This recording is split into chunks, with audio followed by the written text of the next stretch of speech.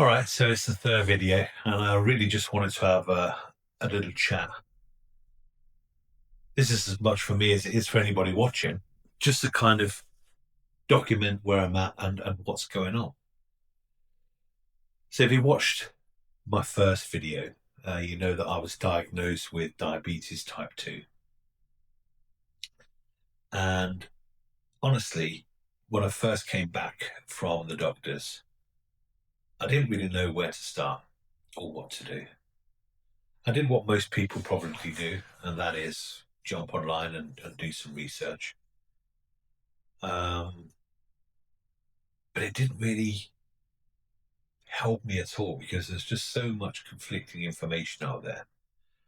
Now, there are a lot of videos out there telling you what you should and what you shouldn't do, how you should eat, how you shouldn't eat, um, about medication and non medication. But I didn't really feel like there was any videos out there about people talking about their actual journey. So that's what I wanted to cover off with my videos. And just to tell you know how I'm feeling, what sort of the emotions that I went through, and the steps that I've taken or and will take in the future to hopefully um, get the diabetes hopefully into remission at some point, so I'm not stuck on medication for the rest of my life. Yeah. So when I came back from the doctors, as I said, I jumped online, looked at a few websites. Um, yeah, and it was just a lot of conflicting information. Now, thankfully, my wife um, jumped on Amazon and purchased me the 8-week diet book from Dr. Michael Mosley. And I sat down with the book and I got about a third of the way through. And a lot of the stuff that he was saying in there just made sense. And the way that he explained it made sense. And also a lot of the results that from people that he was talking about made sense, including his own diabetes journey, where he became diabetic, I think in 2012, and managed to reverse that using diet. Now, the book talks about the Mediterranean diet, and you might think that means, pizza and pasta, but it doesn't. In fact, it means a low or non-carb diet. Uh, and I instantly made the decision then to go zero or to close to zero carbs as possible in my own diet. And a few of the other things he was talking about, um, like staying hydrated. So I made the plan to eat 2 meals a day. So I've got a little bit of that intermediate fasting in my diet as well. So I typically try to eat around 10, 10:30, 11 o'clock in the morning, normally after I've been out for a walk. And I'll have 2 to 3 eggs, scrambled, fried, boiled, however I'm feeling that day, and 2 rashers of bacon, which I throw into the grill. So I'm not adding extra fat when I'm frying it. And if I do fry something, then I always do that with olive oil. And that breakfast keeps me sustained all the way through the day. And then I typically try to eat not too late for my evening meal. So normally around 4:30, 5 o'clock. And that meal typically consists of either meat or fish, chicken, pork, beef. I did find some nice skinless cod fillets the other day, and they were absolutely delicious, and salmon and things like that. And then vegetables. I'm trying to stay away from the starchy vegetables. So that typically means everything that grows under the ground. So carrots, turnips, swedes, and things like that. I don't eat. And I don't eat any potatoes or rice or anything like that. And that meal is also quite satisfying. And I don't just eat, a tiny piece of meat and a little pile of vegetables. I eat a good portion of meat and a very good portion of vegetables. And also in the book, he talks about the way that you should eat as well. So I always eat the protein first and then the vegetables second, and try not to mix them up. Obviously, they're going to be on the same plate, but I eat the meat first and then the veg, because that's also proven to be helpful with digestion and how the body reacts to that food. Now, I used to eat a lot of carbohydrates, and I'm not just talking potatoes and things like that. I was eating crisps. I was eating chips. I was eating donuts. I was eating a lot of bread, and a lot of cakes and a lot of things like that. Now, I've done diets before and always come up with the master plan. Right, that's it. It's over now. I'm gonna go on a diet and I'm gonna get back to my original weight and I'm gonna start running again. But that never happened because I would start a diet, and the typical advice you get out there is to go low fat. And low fat just doesn't fill you up. So you have a meal and immediately afterwards you still feel hungry. Additionally to that, a lot of the low fat foods that you can get are, yes, low fat, but they are very high in sugar. So companies tend to take the fat out of a food and replace it with sugar so it still tastes good. So in end effect, you're creating a bit of a devil's circle, especially if you're struggling with diabetes, because you're cutting out fat to try and lose weight, but you're ingesting more sugar. And there's, the refined sugars like sugar, but there's also sugar in bread. So the carbohydrate, changes as you digest it and the body turns it into sugar. And then the other side is eating a lot of fruit and fruit juices. And that is also just sugar. I think the best option you can get is if you make the fruit juices yourself, but there is still natural sugar in there. And I'm not saying that's all bad. There's definitely benefits to drinking juice, but you should also watch out how much you're drinking of it. And I've made the choice at the minute to cut all of that out of my diet because I want to reduce my obesity, my body weight down back to a sensible level. Now, I think I said in the first video, at some point I was around 142 kilos. Yeah, 142 kilos. When I got weighed in at the doctors, I'd said we'd been going through Lent with my wife and we'd gone on a bit of a de-lard, a bit of a purging after Christmas, with the plan to stop at Easter time with our trip to Corfu. And during that time, I'd lost a couple of kilos, I think about 5. So I was down to 139 kilos over the months that we've been doing that. When I got weighed in at my man check MOT at the doctor's surgery that I'd originally gone for. So I was at 139 kilos, which is damn heavy and too much. But since going on this diet, and it's now 2.5, 3 weeks, I'm down to 131 kilos as of this morning. So I've lost, nearly a good 8 kilos in the last 3 weeks. So that is obviously a lot of water in that. In the first couple of weeks, you do tend to lose a lot more weight and fairly rapidly. And I don't expect that rate to continue on like that. I expect it to, gradually slow down. So I'm managing my own expectations. And I'm also not weighing myself every day. So I typically weigh myself when I feel like it. And today was just one of those days. And I was pleasantly surprised because I had only weighed myself previously 2 days earlier. And I was originally planning to weigh myself maybe once a week. I am actually interested to see how much I weigh on the 27th of April when I go back to the doctors, standing on the same scale as where I had the original weigh in 139, to see what the real difference is.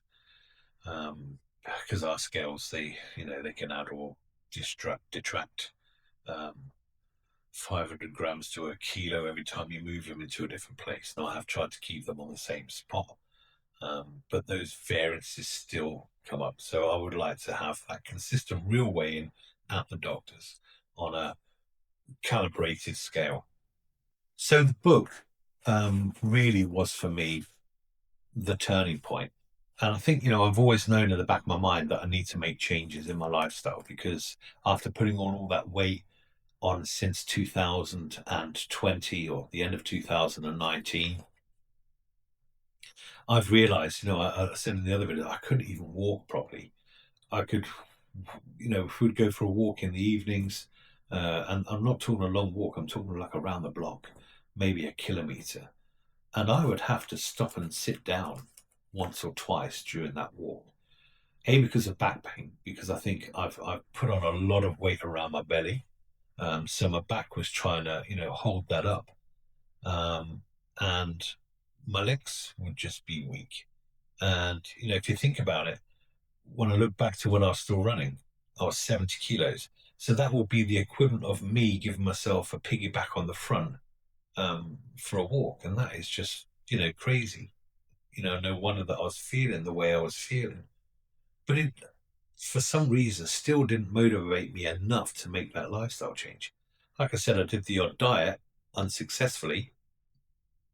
Um, yeah, but still didn't motivate me enough to actually say, right, that's it. And I think, you know, even though the diabetes diagnosis is not a good thing, maybe it was just a little bit of a blessing in disguise. Hopefully, if I can get into remission, because that really has given me the kick up the butt that I needed to make a real lifestyle change, and to find something that I can do long term. Now, I don't expect to be carb like to I don't expect to continue with a zero carb diet for the rest of my life. I will introduce carbs back into my life once I get myself on the right path and get my weight under control. But I will be doing it mindfully, and I'll be choosing carbs um, and choosing times to eat carbs when it's right. So if we're going out for a meal, then I will have some carbs. But generally, I think when I'm at home, I will try to still leave them out of my diet. Um, and if I do eat them, like I said, I'll be eating them mindfully, understanding the type of carbs I'm eating and why I'm eating them, and when I eat them to enjoy them, um, and savor the moment and not just stuff in my face for them. It's quite interesting in the book. There is a little bit of a questionnaire. I think it's 17 questions that you can sort of like go through and answer, and that will let you know how addicted to carbs you are. And I was, when I first got to that chapter, read through, well, I'm definitely not addicted to carbs. Well, after that questionnaire, it turns out I was fairly severely addicted to carbs. Um, yeah, and that's not good. Um, because it's the devil in disguise. Like I said, eating carbohydrates turns into sugar, um, and the more sugar you're eating, the more the body tries to create insulin. Your body becomes insulin resistant, and the body starts storing this extra energy as fat. And typically with men, it's around the belly, and then also around your organs, which is proven to be a killer. So that's the reason for me now, that sort of like shock, stop, let's cut this out for the meantime, and let's get things under control. Let's get your blood sugar levels hopefully as down to normal as possible, with the big hope to bring my diabetes into remission, if that's possible for me. Because like I said before, I was feeling the symptoms of diabetes before I knew I had diabetes. So the big question for me is, how long have I been diabetic for before I got the diagnosis? And that was why I made the second video around men needing to go to the doctor and get a checkup. It is, really, really important. And I only just realized that with this diagnosis. If I hadn't have gone for that checkup, how bad could have things become for me personally? Another thing that I've done is increase the amount of water and other things that I'm drinking during the day. So I typically will try and drink at least 3 liters of fluids every day. So I'd say about 2 liters of that is just pure water, and the other liter of that is with black coffee, 1 or 2 cups a day, and the rest is with teas. So I like peppermint tea, and I've also been drinking a little bit of green tea, so a cup of green tea a day, because there are good health benefits from drinking green tea. And it's also just another way of getting water inside you with a little bit of flavor. I was guilty of drinking Coke, mainly Coke Zero, but I'd also drink normal Coke. Um, I'd drink Lucozade or fruit drinks, which were just laden with sugar or synthetic sweetness, which is again not a good thing. So I've completely cut that all out of my life as well. And then again, the exercise. So every day I'm walking, trying to hit at least 17,000 steps a day. Um, and I really have felt the difference in just that short amount of time. So now I can walk 7 kilometers without the back pain, without having to stop, without feeling like I can't continue. I'll get back and I'll be tired from it. But every day that I'm doing it, I'm feeling better and better and better. Um, Feeling back to the days when I used to run, I used to come back, and you get that sort of like buzz from exercising, a little bit of a dopamine hit, and that's also helping me to continue doing this and trying to create that um, habit of going for that walk and keeping the exercise up. Because I did create a very bad habit of getting up in the morning, sitting on my ass, drinking, 2 to 3 to 4 coffees before I'd go to work, and literally just sitting there. No, I get up early in the morning, always have. So that means I've got a couple of hours before I had to head off to work. And those hours I would just sit. Where in my earlier life, I would get my running kit on and I'd go for a run. I'd then come back, I'd grab the dogs, and I'd take the dogs for a 5K walk. So I would literally have, you know, 10 to 15,000 steps before I even got to work. And then when I got home, I'd grab the dogs again and the wife and would go for another 5K walk. So typically then back in the day, I would have a typical daily step count of around 20 to 30,000 steps, depending on what we were doing. And that just not even thinking about steps. Yeah, I had the running app and I had the eye watching, would count the steps. It was interesting to see, I had the jokes with my wife saying, one day I'd like to try and do 100,000 steps in a day. I think the highest I'd ever done was about 60,000. And I'd do like little mini marathons in the town where I was living in at the time. And I had the aspirations of doing a mud run.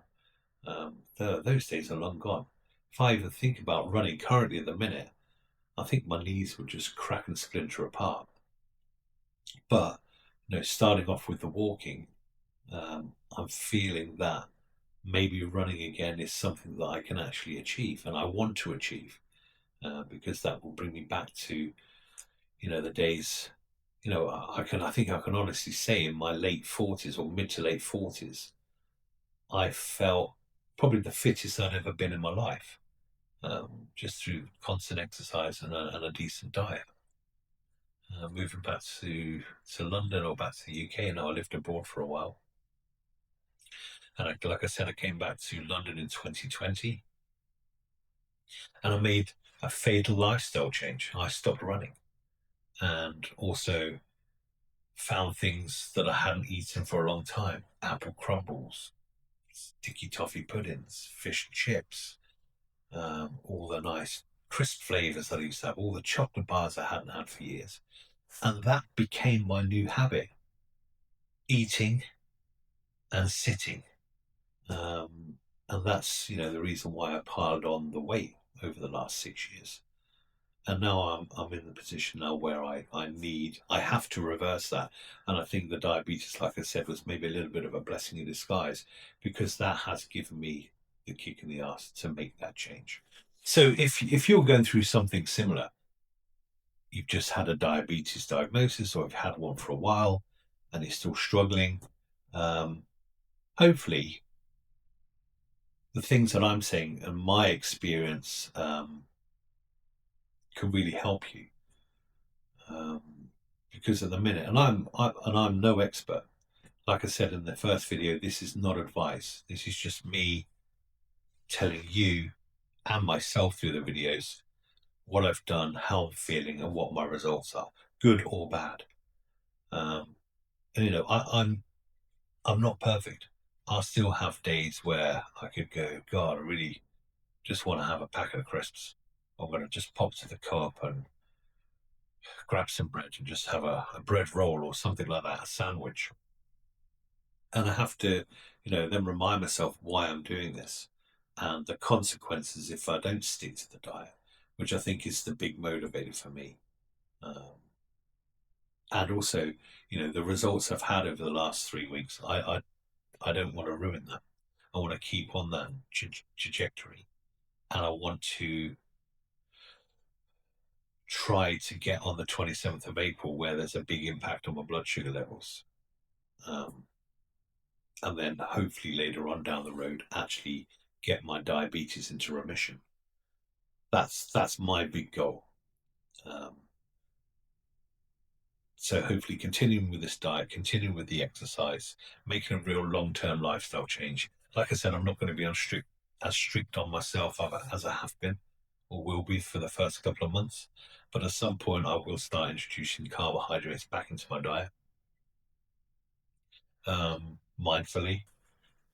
Yeah, so hopefully, if some of the things that I'm saying and some of the thoughts that are going through my head are the similar sorts of thoughts that you're having, um, then please do subscribe, give the video a like. That really does help me out to try and get this information out to more people, and share it.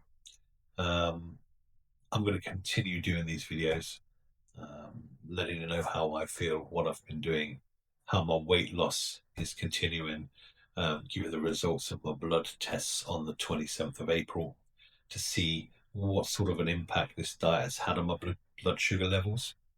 I'm hoping for a considerable result, a good result.